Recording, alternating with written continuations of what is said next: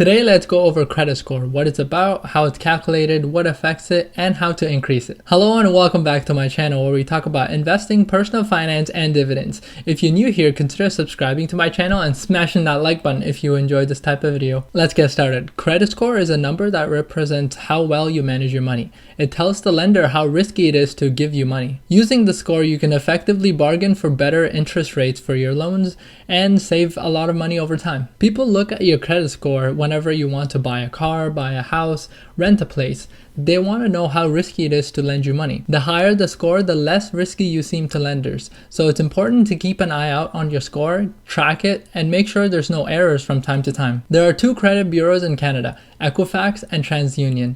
They are private companies that collect, store, and share our information on how well we utilize our credit. They have strict rules and regulations. They're only allowed to send information about you when requested by certain entities like banks, credit unions, financial institutions, credit card companies, phone companies, insurance companies, government departments, your employer, and your landlord. The people checking your credit report need a written consent from you saying that they're allowed to check your credit report. Your consent lets the lender access your credit report when you apply and anytime after until the account is closed. There is an exception to this in provinces like Nova Scotia, Prince Edward Island, and Saskatchewan, where they don't need a written consent from you. They can just tell you they're gonna look at your credit report and have access to them. Your credit report has your credit score, which is the bureau's rating on how well you handle money, and it has other information like your name, your date of birth, your SIN number, your work history, as well as financial information. It has a list of all your credit cards, student loan, car loan, line of credit, and any type of credit you've ever received. And under each one of these credits, it will have information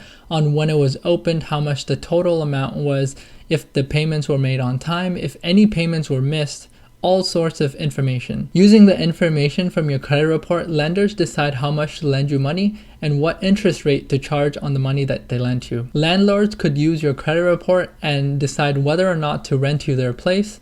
Sometimes employers look at your credit report to decide whether or not to hire you for the job. Effectively, the credit score helps you get a better interest rate for your loans and pay less for things like car insurance and sometimes even your rent. If you're a well-trusted person with your money, landlords are sometimes okay to negotiate lower rent prices. They would likely prefer someone who pays less but is guaranteed to pay, rather than someone who pays more but is not guaranteed to pay rent. If you can hold a good credit score, you're able to save lots of money over time. You can sign up with Equifax or TransUnion to keep track of your credit score on a regular basis. However, they charge you a monthly fee.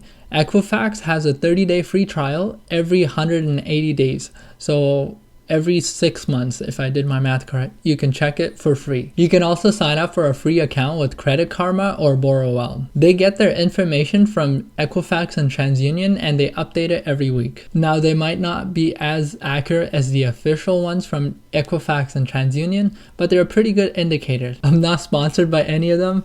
I use them myself and I like them. They're free, they're accurate most of the time, and you can check as often as you want without having to pay a monthly fee. What's not to like? And every 6 months, you can sign up with Equifax to see your actual report and make sure there's no errors. If you find something that you don't recognize, make sure to dispute it with the credit bureaus and remove it from your file. It might be affecting your credit score. Sometimes common names get confused with each other, or identity theft is also a real problem. That's the office reference. Identity theft is not a joke, Jim. Millions of families suffer every year. Michael! Oh, that's funny.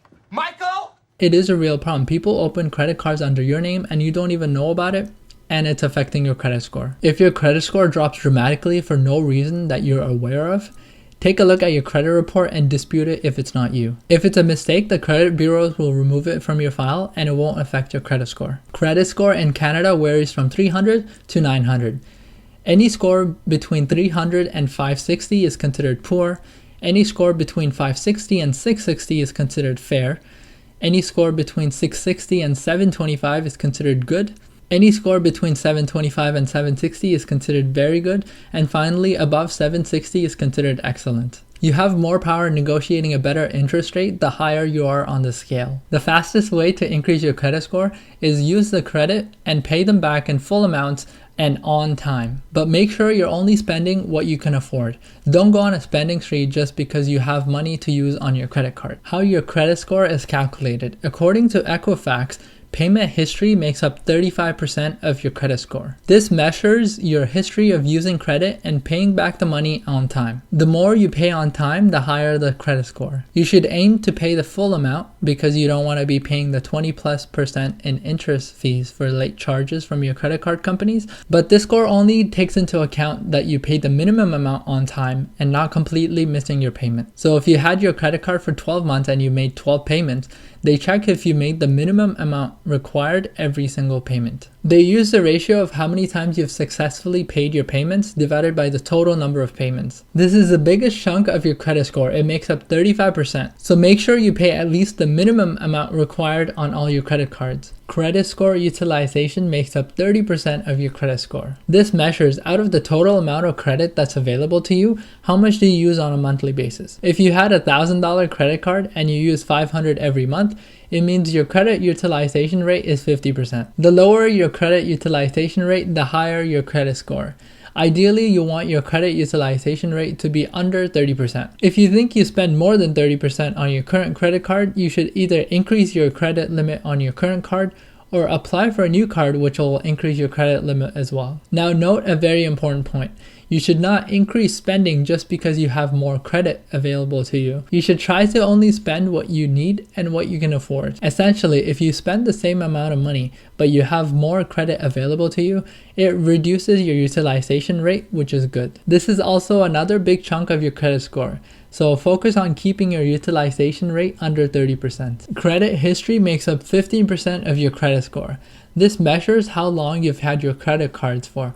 The longer the history, the higher your credit score. Closing a credit card will lower your credit score because you're just losing all the history that you've built up on that card. Only close it if it has a really high annual fee and it doesn't make sense to keep that card around anymore. On the other hand, getting a new credit card also affects your credit score because the average duration of you holding credit cards decreases as soon as you get a new credit card. For example, if you had a credit card for 10 years and then you apply for a new credit card, your average duration will be 5 years. Now, you should almost always never cancel your oldest credit card because it has all your credit history from the beginning. That card will have the most effect on your overall credit score because all the payment history, all your utilization rate, and all your credit history is tied to that one card. And those three categories make up to 80% of your credit score. Public records make up 10% of your credit score. This measures how many different types of credits you have and how well you manage all of them. For example, having student loan, car loan, line of credit, and credit cards, and managing them all efficiently without missing any payments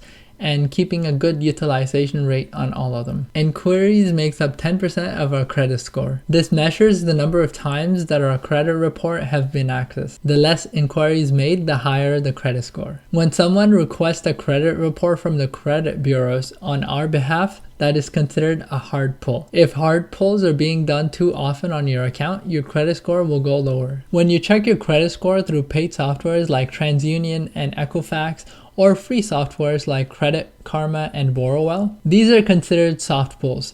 They're pre-approved requests. These do not affect your credit score, so you can check your score as often as you like and they will not affect your credit score. So if you're looking into getting a home loan or a car loan in the near future, I suggest holding off on applying for new credit cards, closing old credit cards, and making sure you pay everything on time and having a utilization less than 30% until you've secured your loan and your interest rates. Now for steps to take to increase your credit score. First of all, if you don't have a credit card, you need to get one.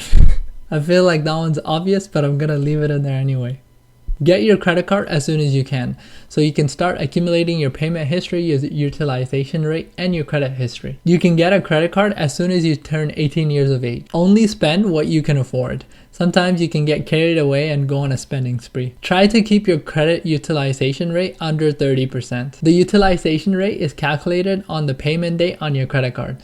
So if you pay it off beforehand, your utilization rate is lower than what you would expect it to be. I pay some of the amount on my credit card every 2 weeks, so my utilization rate is almost always under 10%. And lastly, never miss a payment. At the very least, pay the minimum amount required on time. These should increase your credit score over time. Again, to summarize, keep using your current cards, keep your utilization rate under 30%, and make sure you pay off your credit card on time. As always, make money work for you, not the other way around. You can check out Wealthsimple and start investing today. I have another video that walks you through the setup. I'll leave the referral link in the description box below. If you use that link to sign up, fund your account $100 and buy some stocks with that, you'll receive $10 and I'll receive $10 as well. Let's take personal finance into our own hands and make our money work for us. If you enjoyed this video, be sure to smash that like button and hit that subscribe button for more content like this. Bye!